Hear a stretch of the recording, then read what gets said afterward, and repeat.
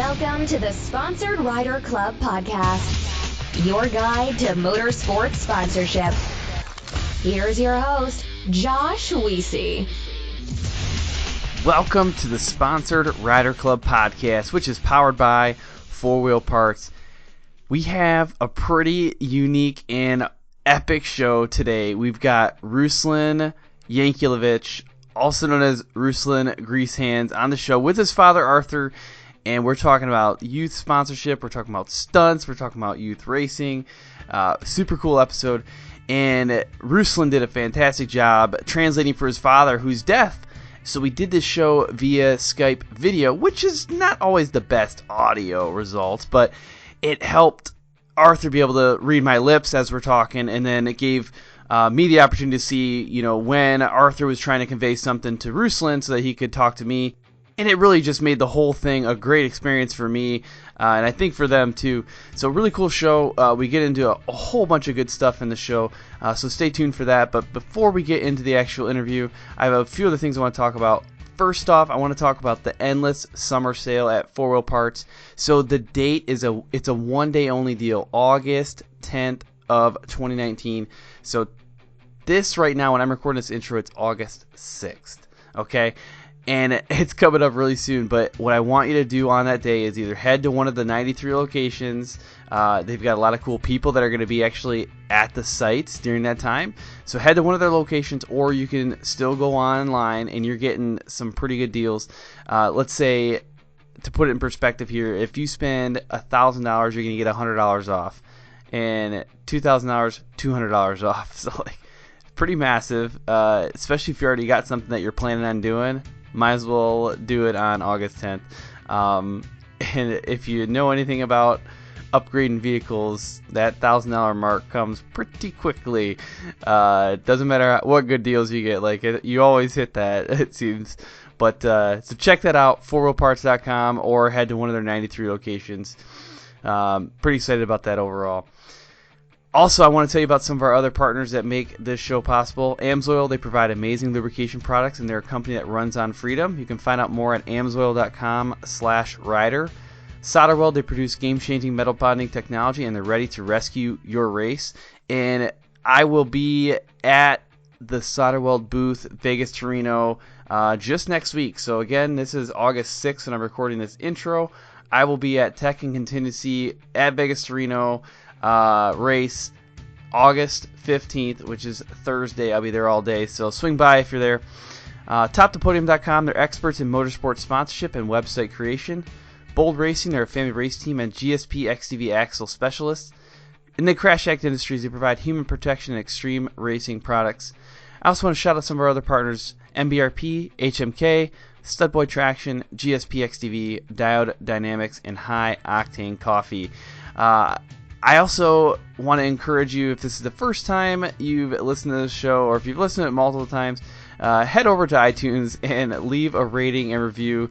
Of course, I want you to leave whatever you feel in your heart makes sense for this show, but I love those 5-star ratings, so please head over there and leave that rating review. It's very critical for the future success of this show. So if you want to keep hearing these shows, please go do that rating review. And then also subscribe, that way you don't miss any of our upcoming guests and our upcoming shows. All right. I now want to transition into our high-octane coffee marketing tune-up, and this is where Joe Sylvester comes on, and he gives you little tidbits of sponsorship advice.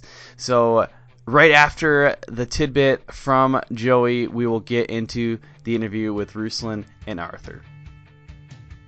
What's up, everybody? Joe Sylvester here with your high-octane coffee marketing tune-up of the day. Today I want to talk about a little bit of homework. Doing your homework on a company before you even think about approaching them for a sponsorship. That's a big thing. You need to understand the company and a little bit about what they're all about and what their marketing strategies and tactics are before you even approach them. Make sure that they align with what you're doing and make sure that you're going to be able to bring something to the table for them. Check up on their social media. Look at maybe who else they're sponsoring. See how you fit into the picture, and absolutely use their product. Even if you just try it for the first time, make sure it's something that you believe in, something that you feel confident in endorsing. So definitely, before approaching a company, do your homework, research that company, and learn as much as you possibly can about them so you can have an intelligent conversation with them when you finally do reach that marketing executive to talk to them about sponsoring your race program. Today I've got two guests on the show, very special guests, Ruslan and Arthur Yankelevich. Did I say that right? Yankelevich? Yankelevich. Yankelevich. Okay. Instead of saying that, people just call me Russ. So. Russ, and then you also go by Ruslan Greasehandz, right? Ruslan Greasehandz? Yeah, Ruslan Greasehandz. I'd be curious where that came from, too. Me and my dad always work on the cars, and my cars, we always have problems with axles, so the grease fits everywhere. So when we clean it up, we have grease all over our hands, so that's where we got the idea. Perfect, it makes sense. When I first saw it, I actually thought that was your last name. And I was like, that's a cool last name. But, so Ruslan's here with his dad, and we're talking about motorsport sponsorship. And this is a super unique show because Ruslan's dad is deaf, and he's able to communicate right now via Ruslan, and also we're watching each other via video. So it's one of the coolest interviews I've done from that standpoint. My dad said he feels honored to be part of this video. I'm happy to have you here. And this is the first time Ruslan's been on a podcast before, too, so that's pretty cool. So I'm honored to have you on as the first podcast. Yeah, perfect. Awesome. Well, I want to know a little bit about you both. So, Ruslan, why don't you tell me about yourself, and then you can let us know a little bit about your father. So, my dad actually used to race oval sprint cars when he was little, and junior dragsters, but he was kind of like the first generation of racing. So he passed it on to me. So this is what we do now. Oh, that's awesome. That's awesome. So and you're 11, just turned 11, so that's exciting. Happy birthday! It's only been 6-7 days, so like it's still pretty fresh. Happy birthday! Thank you. Well, what we're gonna do first off here is just dive into your background a little bit more. I want to know more about, how you got into motorsports, how Arthur got into motorsports, and just kind of take us on the journey. You've done a lot of cool things recently. I'd like to kind of start from the beginning and get to where you're at today. So, for him, when I was 7, I started to ride like quads. And he noticed I wanted to get like into crazy stuff, like jumping and drifting. Then he started to realize it doesn't feel safe anymore. So he decided to buy me a 170. Then I got better each time. So we decided to buy me a 250. Then later on, he asked if I wanted to race. And then I said no the first time. The second time, a year later, I got to racing, and I fell in love with it. But before that, he bought me a JR1 trophy car, and he wanted me to put in a race program. He spoke with a few people, and they had like doubts in us because they didn't want to help because he was deaf. So he lost interest in putting me in racing. Then I got better so he bought me a 250 light, a 250 E light, and it's kind of like a 450 mod car, but it's in a 250 shifter car. Okay. So then we went to Honama Off-Road Expo. Okay. Sonoma, and he saw one young boy. He was racing a Razor 1000 Turbo and a mod car. Then, so we went and go ask to see how old he was. His name was Chance Hagen. Okay. He was 14. So blew him out at how he was driving. Then he asked him, like, how does he put me in racing? That's when they introduced us into off-road. That's where I started in the 570. Oh, very cool. Very cool. And then you decided to start making these really cool videos where you're doing burnouts and jumps and all this crazy stuff. How did that happen? So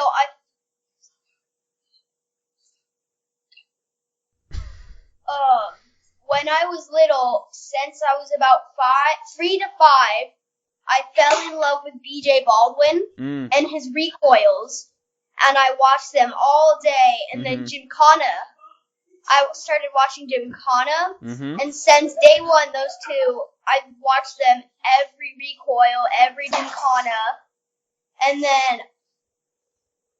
Travis Pastrana. Oh, yep. RJ Anderson, Tanner Godfrey's a new one. And like Al Macbeth is a big one for me too. Yep. Famous wall jumper, so that's what I want to do when I grow up. Very cool. So you named a few people that have been on the show too. So first off, the very first Gymkhanas was produced by Mad Media. So Josh and Matt Martelli, they've both been on this show. RJ Anderson's been on the show. Travis Pastrana's been on the show, although only for 2 minutes. It was a really short interview, but he was on the show. You can't take it away. But yeah, that's really cool. And then Al, I've not had Al Macbeth on the show, but I have seen some of his recent jumps. Yeah, I got him on my list of people that I want on the show. Actually, you were on my list of people to get on the show too. Do you remember why? The first time I messaged you, do you remember why I messaged you? Because of the Canal and the Sarah Price interview. Exactly. So yeah, Sarah Price, Joey D, they were both on the show at the same time, and I asked Sarah, I said, if you could sponsor anyone in the world, who would you choose and why? And she said, you. So that was it. I took your name down, and I've been paying attention to you since then. So here we are. Wow. Yeah. Good deal. Well, I want to know a little bit more about what you're up to now. What are you really excited about now? What are the things that you're focused on right now?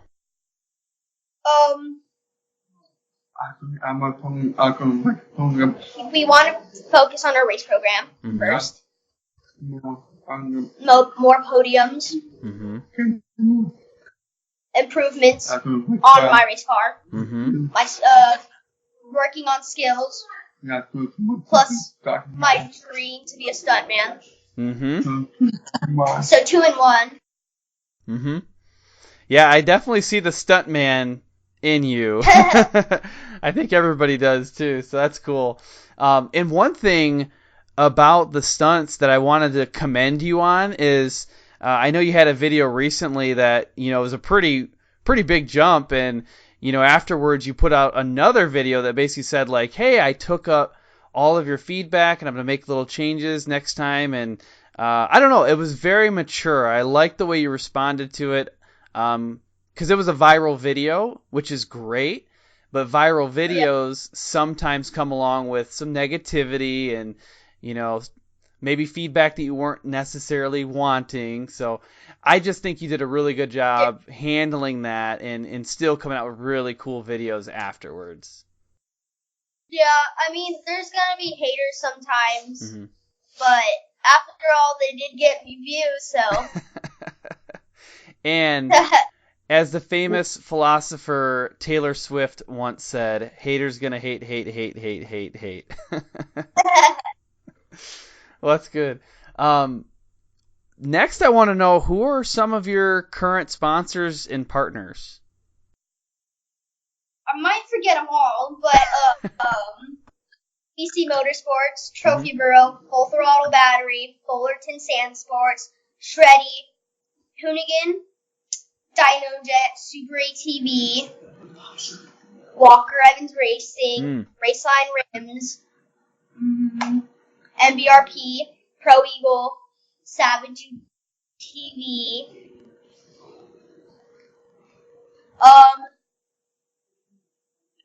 Renegade products. Mm-hmm.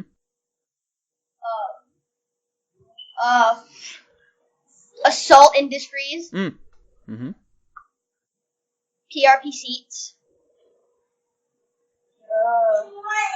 Heatwave Visual. Uh-huh. You have to write them down all on a paper. That was pretty good, though. And your dad's got the Hoonigan shirt on. I can see that. Yeah. Uh-huh. I see that. And then looks like you got a Shreddy hat on. Looks like maybe a Razor shirt on. So.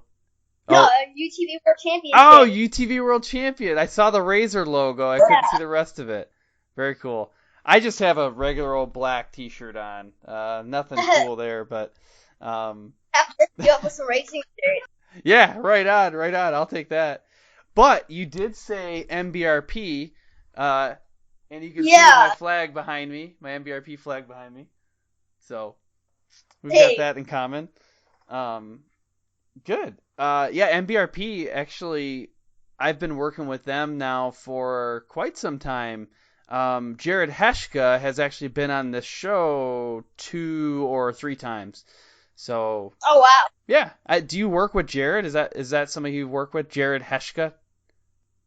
Yes. Yeah? Jared. Oh. Yeah. Okay, perfect. Yeah, same person then. Awesome guy. Yeah, he's pretty fun. I actually think... Yeah. I think that he's getting married. He recently proposed to his girlfriend, and I'm pretty sure they're getting married soon. So, good luck to him. Yeah. Yeah. Well, that's the end of like our first round here. What I'm going to do now is take a quick break and thank the sponsors for this podcast. Yeah. Let's talk about AMSOIL. Maybe you've seen them at Sturgis or the AMSOIL Championship Snowcross Series, maybe your local track. Maybe you heard about them on this show. They are all over the power sports world, and here is why they get it. They're a bunch of gearheads just like you and I. They're riders, they're racers, just like us. They're also chemists and engineers, which means they're good at making synthetic oil. That's what we want them to be good at. Their time at the track and on the streets, it gives them that first-hand knowledge of how tough equipment is on oil. Extreme heat, increased stress, high RPM riding, it all works against you and your ride to basically get you sidelined. But no worry, AMSOIL handcrafts synthetic lubricants that fight wear and resist extreme heat so that you can get the most power and best performance out of whatever it is that you ride. Visit amsoil.com/rider for more details and check out their full line of products for anything that you ride.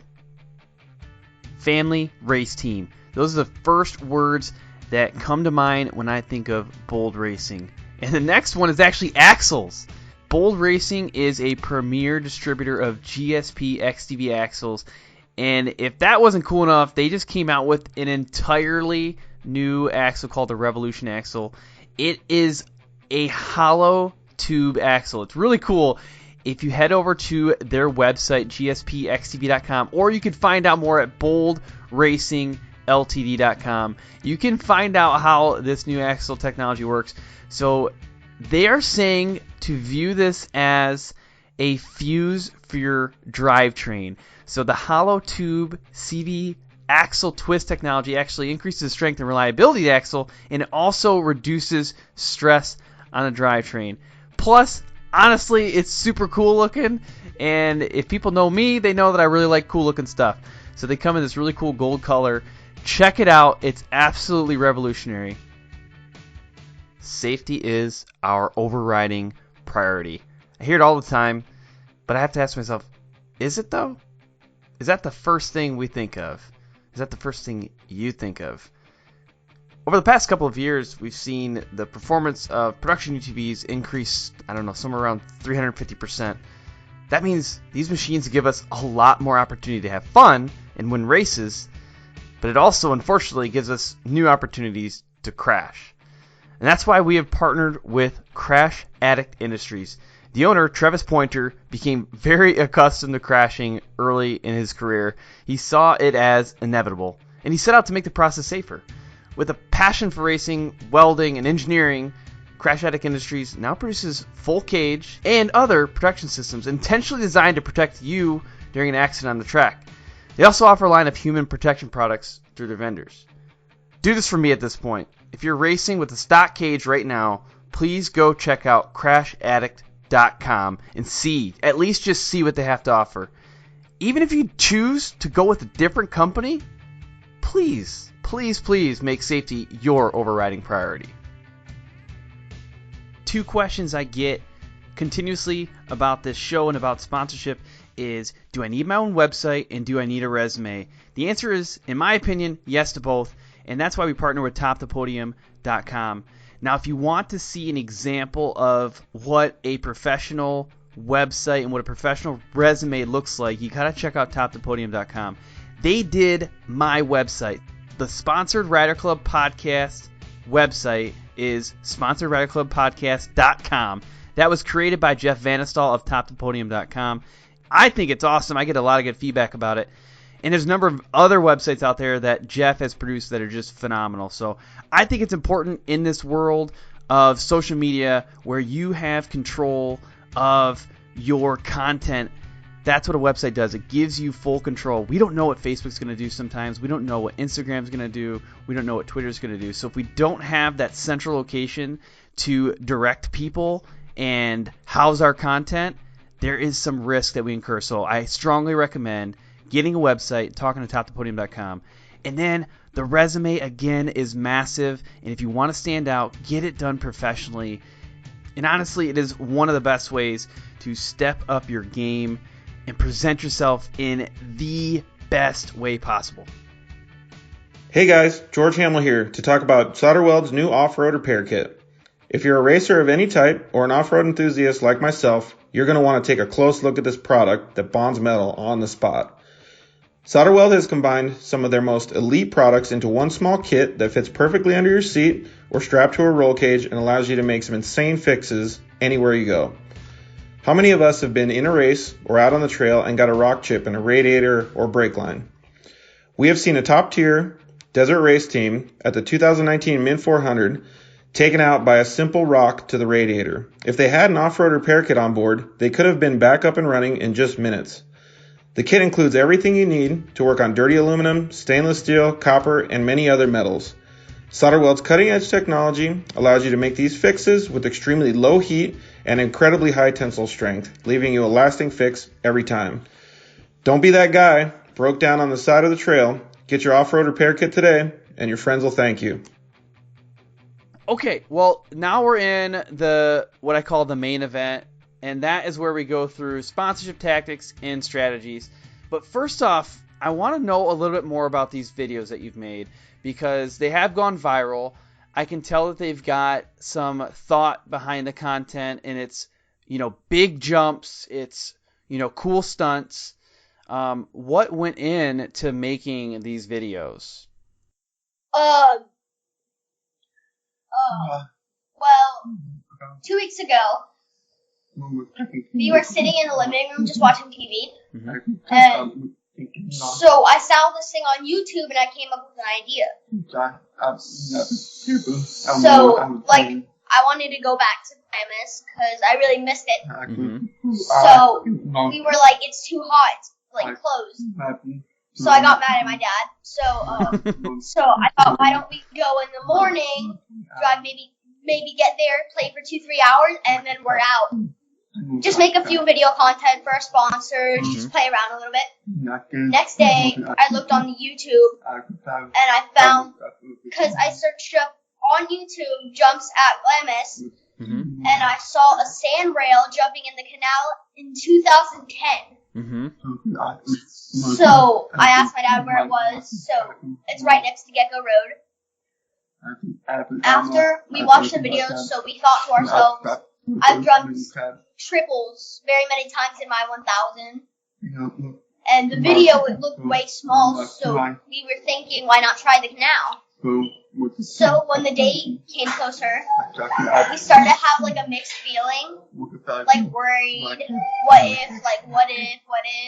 When we were on the way, as soon as I woke up from our nap, so my dad told me if I feel like I can't do it, just forget about it. Mm-hmm.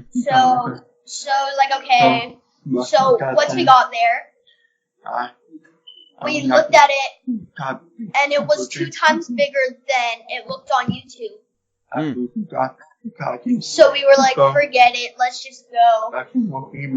So I looked at my dad's eyes, and I was like, do you believe in me? So I was like, yeah, I do, but he doesn't want me to hit the ramp. It doesn't look smooth. Like, too dangerous, too risky.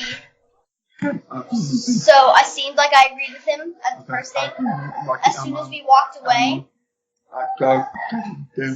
so I started watching the water, and so like we were like, what are you doing? My dad was like, so I was like, I'm just watching it to see.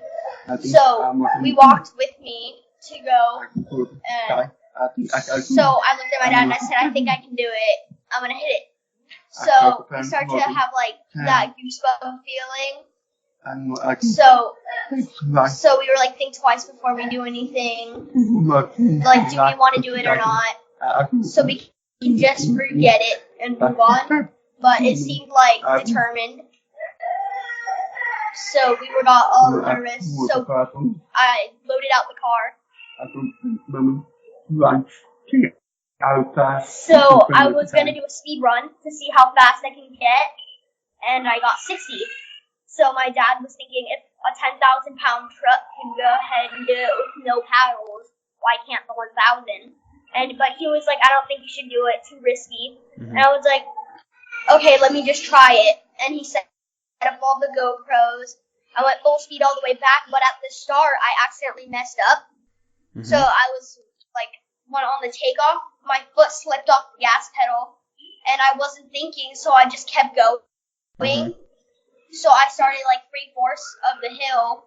I was getting 60, but I wouldn't recommend anyone else trying it in a 1,000 or doing it at all. So I went ahead and did it, and I just barely clipped it, and I'm thankful that I made it. Mm-hmm. Before I tried it, so I thought like I felt really fast, like the car felt fast when I went. So I told my dad, like, stop telling me, like, try, just go. So my dad kind of got quiet, and like he didn't want to take my dream away. He wanted just to be a supporter there. Mm-hmm. So we were thinking of another way in case if something happened, he'd meet me on the other side. That was the best way. Mm-hmm. So he asked me like, so I was like, he was like, are you sure you want to do it? So I was like, stop asking me if I want to do it. It's making me nervous. And he was like shaking, like rattling. If you watch the video again, you can see him go like this. Oh. Like moving his hand, yeah. Uh-huh. So as soon as I went and did it and I jumped, he felt like everything became like slow motion. And he felt like it was forever, like he wanted to catch the RZR. So when I landed, he was like, thank God, and he almost dropped the camera. Mm-hmm. Then I went back around, and he was kind of like confused, like, what are you doing? But I was about to go for the second time, and we were like, no, finish. He doesn't want me to like be too confident and go like less speed, and then land in the river. So he was like, one time only, that's it, not happening again. Mm-hmm. So we went to the observation center, the bowl where we jumped. We went to Old Mobile Hill. Then the heat started to hit in and we left. So at 9 a.m., it was already 98 degrees outside. And we never knew we were the first kid to jump the canal. Mm-hmm. And we were like surprised to be the first racer to ever hit the canal. Oh, yeah, I didn't realize that either. Okay. Yeah. Good, good. So, Arthur, you've shared some of your emotions here. Like, that's got to be challenging for a father to say, nope, I'm going to let you live your dream, you know. Every time I try something new and big, he's always like it's hard for him. Yeah. He doesn't want to even talk what happened at the canal. Yeah, certainly. I understand it. I have 2 kids. They're not really into motorsports yet, but I know to an extent like what it feels like when you're worried about your child doing something. So I kind of get it. Yeah. Most toughest thing that's ever to see his son do a crazy thing. Mm-hmm. But it makes me motivated, so he doesn't want to stop me. Just let me live our dream to be successful. Because if you do stop your kid from something he wants to do, he's gonna want to do it more. So if you just let him go, they're gonna be fine. Yeah. So. That's definitely the Hoonigan and the Shreddy life motto, I think. So I think you're definitely you're in alignment with your sponsors for sure. Yeah. Well, Ruslan, I wanted to ask you a little bit more about racing. I mean, what is your favorite part about the racing aspect? We've already talked about some of the viral videos and the stunt work, but what about racing? Why I like racing is the adrenaline before a race. Mm-hmm. I'm gonna pass this kid, mm-hmm. maybe I'm gonna bump him a few times, mm-hmm. the adrenaline before the race. The start is my least favorite part. Yeah. The battle is my favorite part. Good. Yeah. So I guess I'll ask Arthur the same question here. What is your favorite part about racing, whether it's watching Ruslan or when you used to race? He said his favorite part about racing is to see how I improve. Because racing, every time I race, I get better every time. So his favorite thing, he said, determined passion. That's what he likes to see. Mm-hmm. Yeah, that makes sense. Also, what he likes to show a lot of positive spirits, even though if I win or lose. I always cheer another racer on. That's what he likes about. Mm-hmm. Very good. So, I was going to ask next, what about sponsorship specifically? Do you view it as easy? Do you view it as hard? I don't know. I'm curious to hear what your thoughts are. So it's hard. It's not easy to get sponsors. When I was first starting, it was actually really hard. Mm-hmm. And then once I got into stunts, it started to get a little easier. But getting sponsors is still hard. But half my sponsors I ask for, half my sponsors come to me. Mm-hmm. So, because I hate asking people for something, and my dad knows that. Mm-hmm. I hate asking people for stuff, so when they offer me, it's an offer. Mm-hmm. So that's why we get ones, leave Mm-hmm. Yeah, that's definitely the ideal state when a sponsor reaches out to you and makes you an offer, but you have to do a lot of work up front to get there. And like you were saying with the stunt work, stunts bring a lot more eyeballs to your content, which then some of those eyeballs are also sponsors. So that's good. Yeah. So Arthur, same question for you. I mean, from the sponsorship side, how hard is it? I mean, how much involvement do you have? It was pretty challenging, and hard part is for him to communicate with my sponsors. At the beginning, it was really tough, and they didn't see anything and me because it was new. Mm-hmm. So they told me to keep racing, and the more I raced and did crazy stuff, that's when he started noticing sponsors Mm-hmm. reached him about us.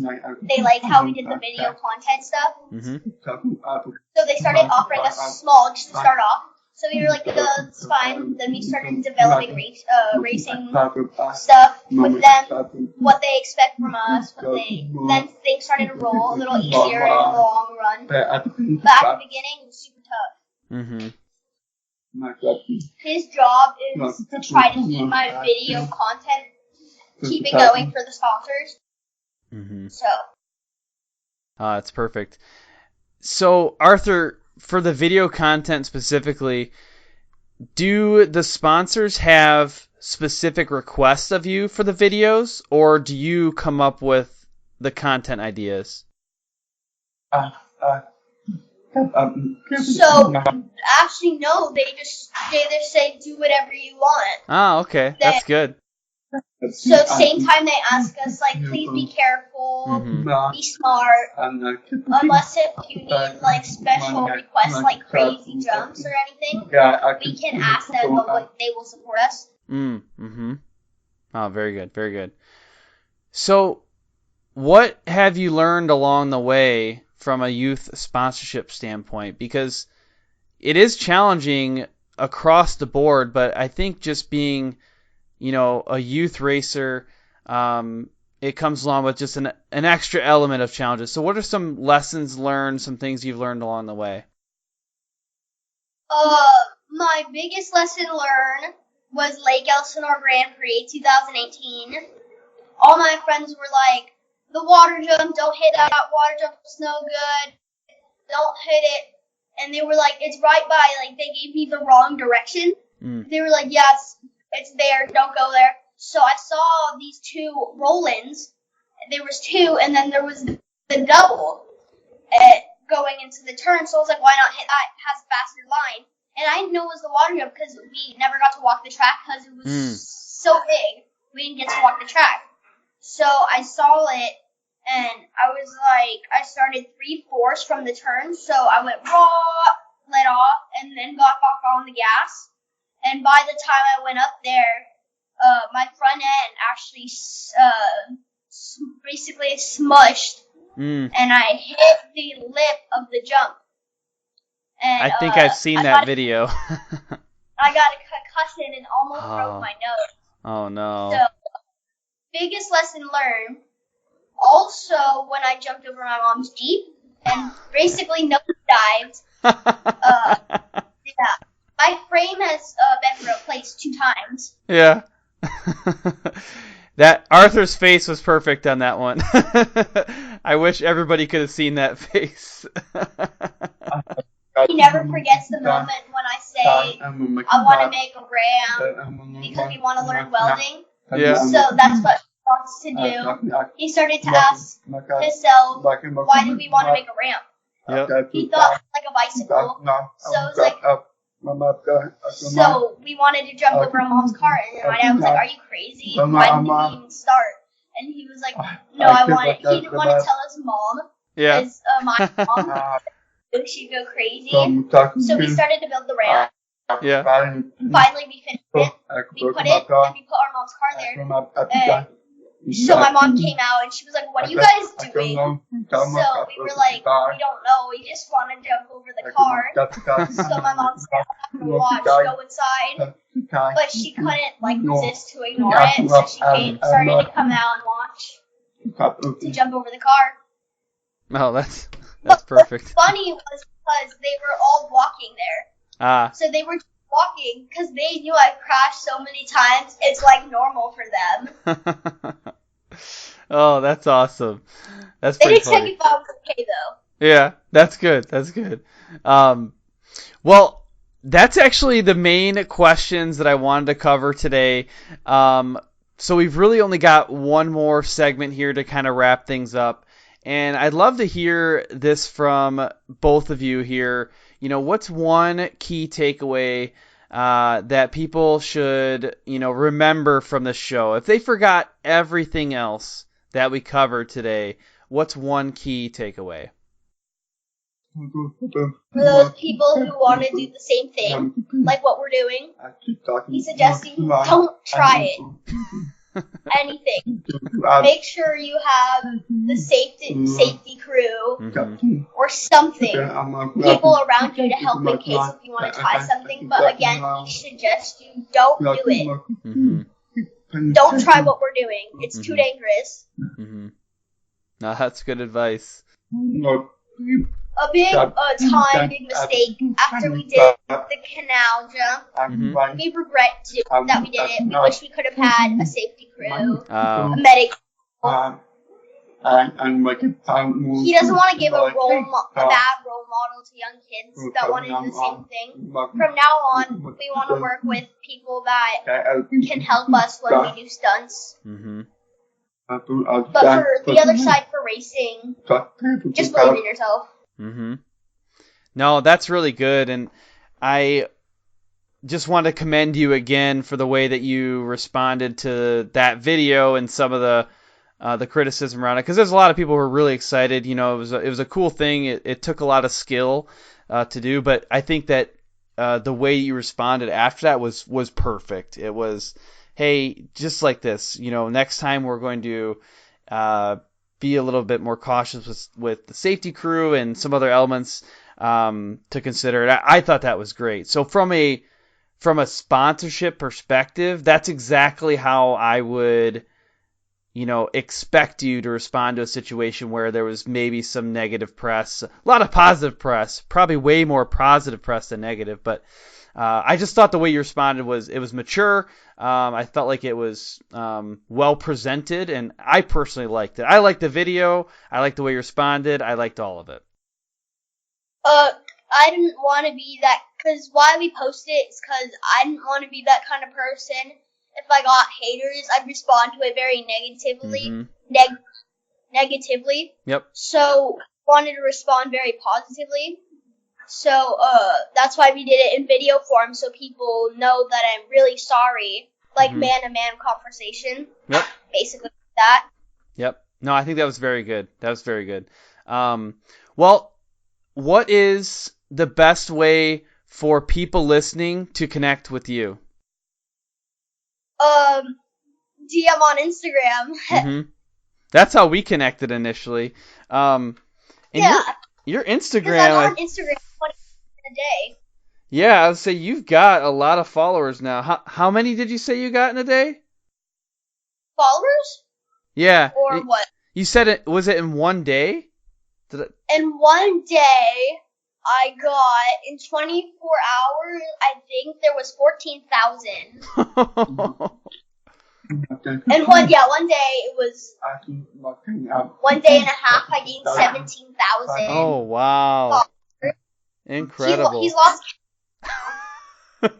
Yeah, so you're at 22,600 now. What? How many? 22,600 right now on Instagram. Yeah. And let's see, you posted that video July 25th. Yes. Or July 24th. Yeah, so it's pretty incredible. Yeah, so that's the best way to find it, and it's just, I'll spell it for people, RUSLAN_GREASEHANDZ. So it's Ruslan_Greasehandz on Instagram. So that's where you can connect. Yeah, so I really appreciate both of you taking the time to chat tonight. I had a lot of fun. I love the shirt too. That's like my favorite Hoonigan shirt. It looks really good. I wish everybody else could see that too. But at this point, I'm going to leave you with this. Have fun and ride safe. Thank you, guys. Thanks for listening to this episode of the Sponsored Rider Club podcast, which is powered by 4-Wheel Parts. Be sure to subscribe so that you don't miss any of our upcoming shows. Follow us on social media as well. That's where we share a lot of information and upcoming guests for the show. Pay specific attention to our Facebook page. That's where we do our live shows 2 each month.